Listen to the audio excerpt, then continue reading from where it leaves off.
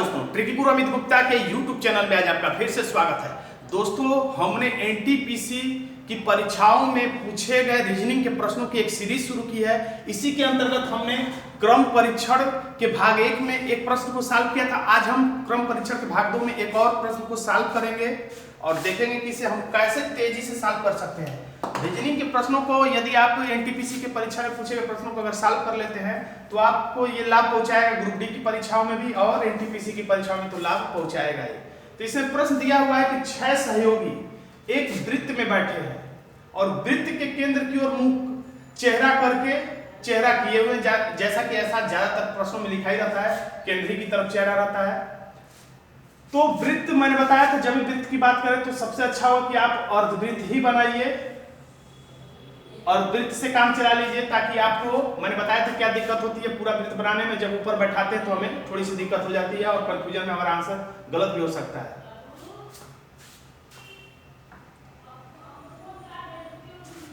तो हम देखते हैं, लिखा है डेलमीज,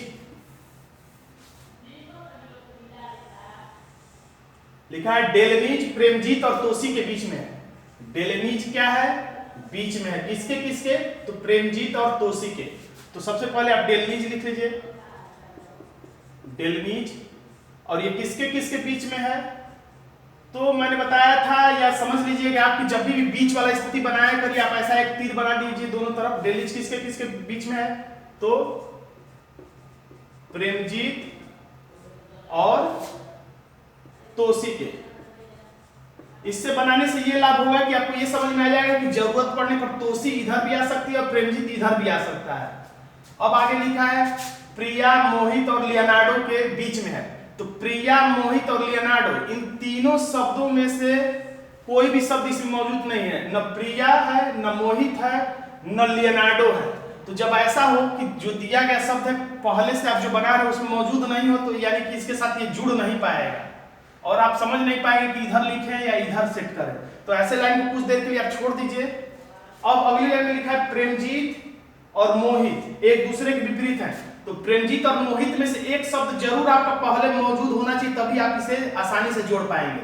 तो प्रेमजीत और मोहित में से प्रेमजीत यहाँ पर मौजूद है, यानी कि आप ये किसी न किसी रूप में इसको इसमें सेट कर सकते हैं। तो प्रेमजीत मोहित के एक दूसरे के विपरीत हैं, तो प्रेमजीत के ठीक सामने है। तो यहाँ पे सामने आमने वाली बात जब कहेगा तो आपको पूरा वृत्त बनाना ही पड़ेगा। और इसमें कितने लोग हैं? 6 लोग हैं। तो जब भी 6 लोगों की बात करें तो आप ऐसे गुड़े का चित्र बना दीजिए और एक ऐसे खड़े वाला चित्र बनाइए। याद रखिए कैसे, ऐसा गुड़ा का चिन्ह और उस पर एक ऐसा चिन्ह बना देंगे तो 3 और 3 6 लोग हो जाएंगे और आमने सामने की स्थिति स्पष्ट हो जाएगी। तो आप ऐसा ही करिएगा।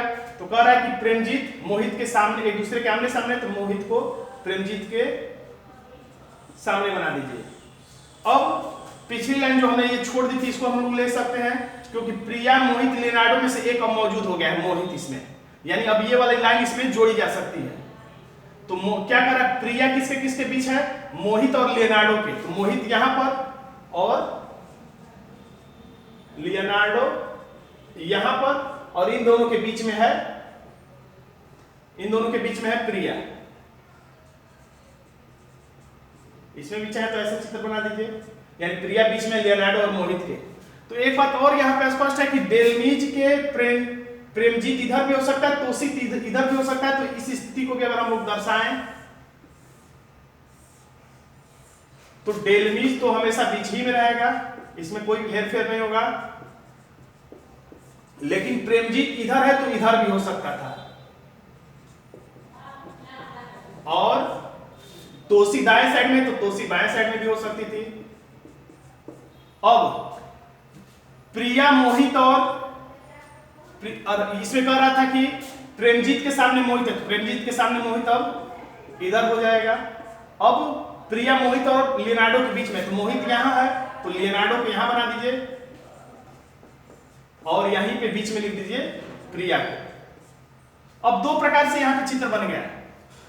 अब हम देखते हैं कि इसमें इस आधार पे अब क्या क्या प्रश्न बने हैं। जब आपका प्रश्न सही निर्धारण कर देंगे, सही जगह पर बैठा देंगे, क्रम से बैठा देंगे, तो आपका आंसर भी सही आएगा। तो इसमें पहला प्रश्न है प्रिया के सामने कौन बैठा है? तो इस अगर चित्र में देखा जाए तो प्रिया के सामने डेलमीज है।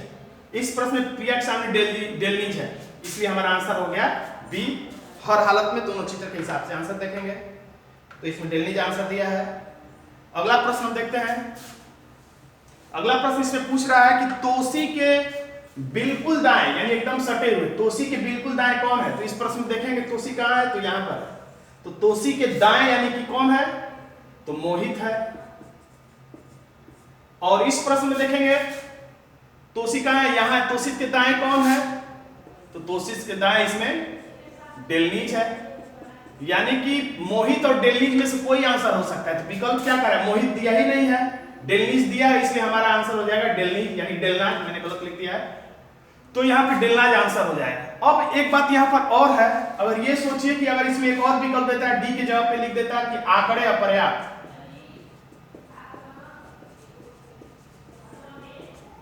तब आप क्या करते, डेलनाज को टिक करते या आंकड़े अपर्याप्त को। तो आपको टिक करना चाहिए आंकड़े अपर्याप्त को, क्योंकि मोहित भी हो सकता है आंसर, डेलनीज हो सकता है तो मोहित भी हो सकता है, इसका मतलब आंकड़े अपर्याप्त है, इसको टिक करना चाहिए। अगर विकल्प में दोनों ही दे दे, डेलनाज भी दे दे, मोहित भी दे दे, और इनमें से कोई नहीं वाला यानी कि आंकड़े अपर्याप्त का विकल्प न दे, तो यानी कि प्रश्न को हम गलत मान लेंगे। खैर यहाँ पर विकल्प सही था, डेलनाज हमारा आंसर हो जाएगा। अगला प्रश्न है मोहित के पड़ोसी कौन है।